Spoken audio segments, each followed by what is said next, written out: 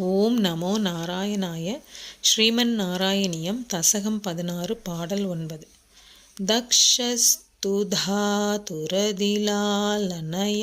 ரஜோந்தோ நாத்யாத்ருதஸ்த்வயி ச கஷ்டமசாந்திராசீத்